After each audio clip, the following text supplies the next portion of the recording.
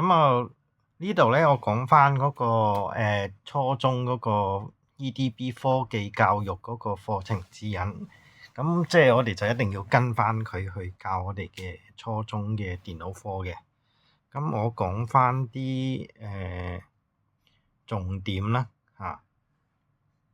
咁呢個嘅重點咧，就其中一個咧，就係之前咧，我哋就會學一啲學課為本嘅知識或者技巧啦。咁就而家咧，就係有個改變咧，就會係需要理解啲更加廣闊嘅科技嘅範圍，一定要緊跟住呢個嘅世界轉變嘅步伐啦。咁其中一個嘅最大嘅轉變咧，當然就係呢一個嘅 POE 啦，即係人工智能嘅呢個應用嚇。呢個就係我哋，所以我哋會用 POE 去教學，或者係啲學生用 POE 進行一啲探究活動咧。呢啲係我哋嗰個課程 EDB 課程咧，係個要求係咁樣嘅啊，亦都係EDB 嘅指引嘅方向嚟嘅啊，所以係啦，咁就跟住咧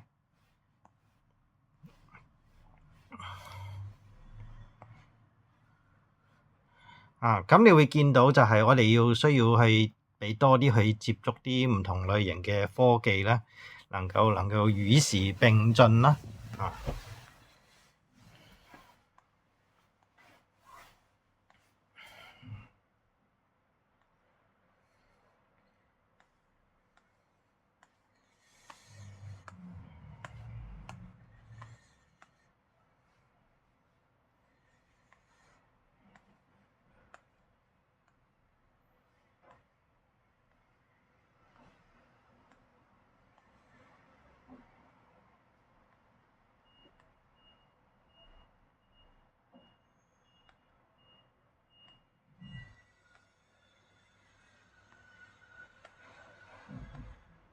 咁我哋呢一科嗰個課時咧就係好足夠嘅，係啦。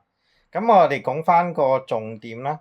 我哋呢一科嘅理念咧就係要培養佢呢個嘅創新呢個係嗰個重點嚟嘅，即係要培養呢個嘅創新嘅精神呢個就係嗰個重點啦。同埋呢一個嘅STEAM 教育啦。咁我就因為我見你都有教呢個中一中二嘅 STEAM 啦，咁建議你咧就係結合翻呢個 STEAM 咧，就係同佢一齊做一啲專題研習啦，咁然後咧就係有呢個嘅電子學習啦，即係就會用呢一個 Google Classroom 啦，同埋呢個資訊素養啦。咁呢個校長之前都要求係有呢個資訊素養，即係 STEAM 嗰度要寫呢個資訊素養啦，同埋呢個促進呢個嘅自主學習啊。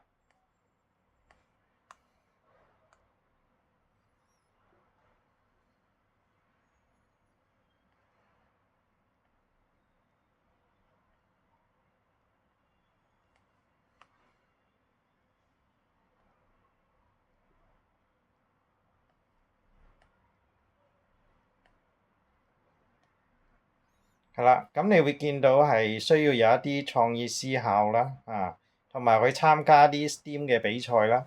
咁我見到你哋有參加啲比賽嘅，但係我哋記住就係要同嗰個你因為你教中一中二啦咁要同嗰個中一中二嗰啲學生即係 STEAM 嗰度去推動佢哋參加呢個比賽啦。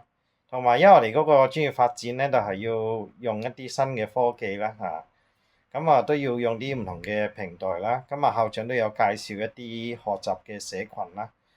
咁呢啲你可以去參加嘅。例如呢個今日Miss U 都有一啲 AI 嘅講座啦。咁你可以參加嘅。咁呢個學校呢方面就做得唔錯嘅。好，我哋最緊要係要知道我哋嗰個嘅科技嘅能力係要做啲乜啦。要有創意嘅，要創新嘅，同埋會係要做呢個作品為主嘅呢個即係我哋要砌一啲嘅成品出嚟嘅。咁呢個成品就會包括咗係有一啲嘅電腦嘅程式啦，又或者係一啲小課業啦或者係專題研習啦。咁就係中一、中二咧，我都要期望係要有一啲嘅專題研習啦，因為呢個都對佢將來去即係高中去做 SBA 都非常之重要嘅。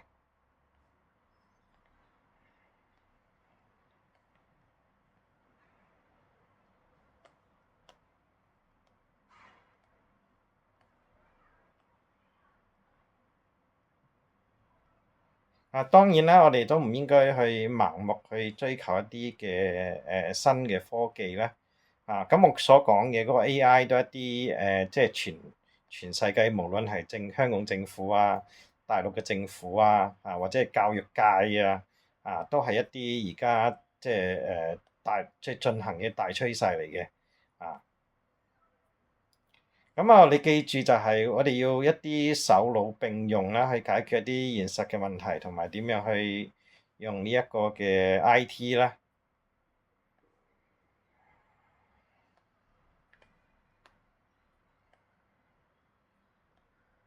咁例如呢個嘅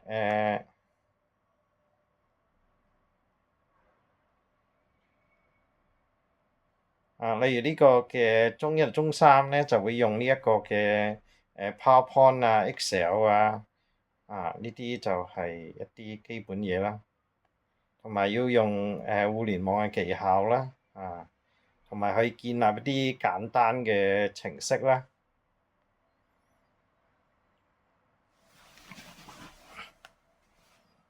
嗱，我淨係抽翻一啲同即係我哋電腦科相關或者係 STEM 科相關嘅嘢出嚟嘅啫嚇，其他啲無關啲咧我就飛咗去啦。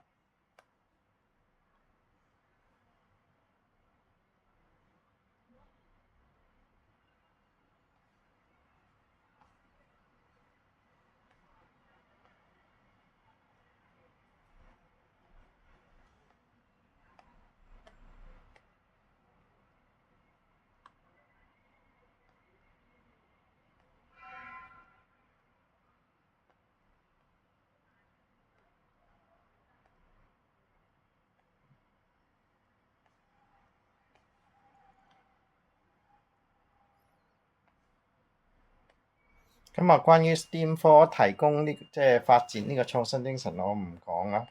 啊。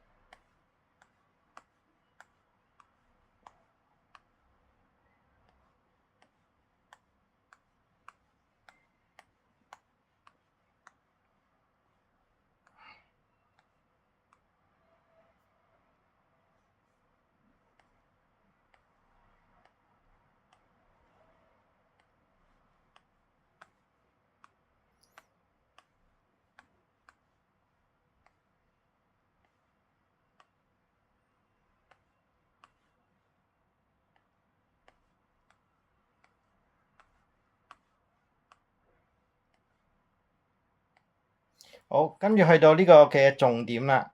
我哋嘅重點咧就係呢個體驗同埋呢一個嘅應用嘅啊。咁要俾啲學生咧有充分嘅機會去發揮佢嘅創意啦。啊。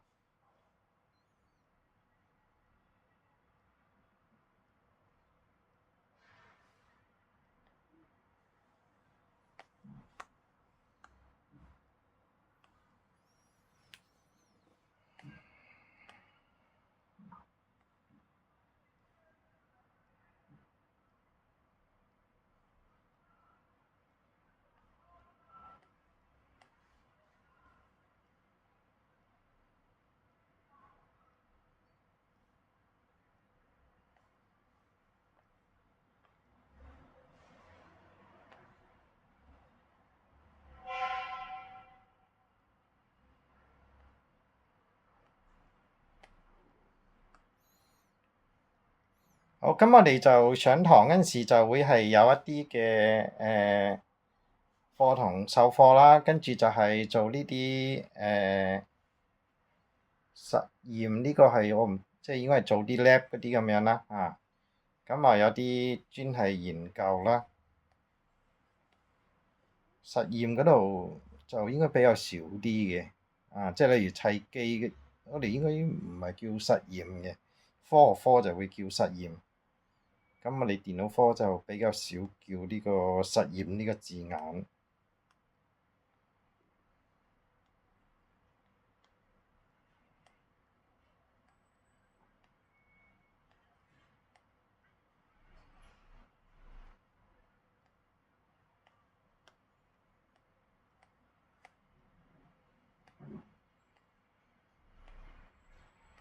咁啊而家嗰個機械人呢係呢個嘅大趨勢嚟嘅。咁啊呢個就睇下可唔可以係參加啲嘅做一啲嘅機械人啦。咁啊呢一個呢都係會即係而家全世界大趨勢嘅潮流啦。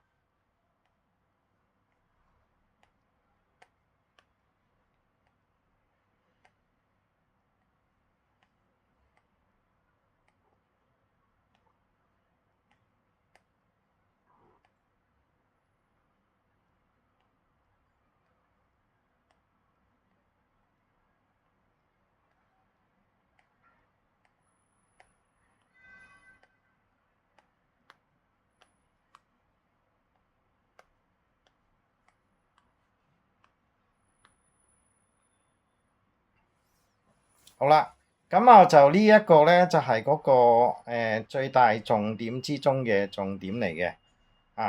咁我哋呢，就係需要俾佢一啲我哋有 即係電腦科咧，有啲係 fans 嘅。咁啊，佢例如呢啲3B 班嘅 Noah 咧，佢又好有興趣做啲寫 programming 嘅。咁我哋就可以俾佢參加啲比賽啊，或者係即係咁樣嘅。咁啊就係咯，咁啊我哋就需要去發展我哋嘅電腦科或者 ICT 科嘅 fans 啦。咁我哋呢啲課業呢，就包括咗上堂上教書啦，跟住有啲上互聯網去做一啲資料搜集啦，去設計一啲作品啦。記住呢，我想講呢，就係呢個呢，就係要有呢個嘅製成品嘅。呢個就希望就係中一或者一個電腦系統啦，一個手機 Apps 啦。咁啊就希望呢個中一同埋中一到中三呢，唔好話淨係中一啦咁啊都會有一個嘅成品啦。呢一個就係我期望係第三學期就 apply 你都有呢一樣嘢嘅。咁啊要講一啲就大致上係咁樣，其他啲就你自己睇一睇啦，好嘛？咁啊就係我哋所講嘅，就係要做呢一個嘅專題研習咁樣樣嘅，得唔得？咁啊其他啲我相信你都知㗎啦，咁我就唔再重複㗎啦。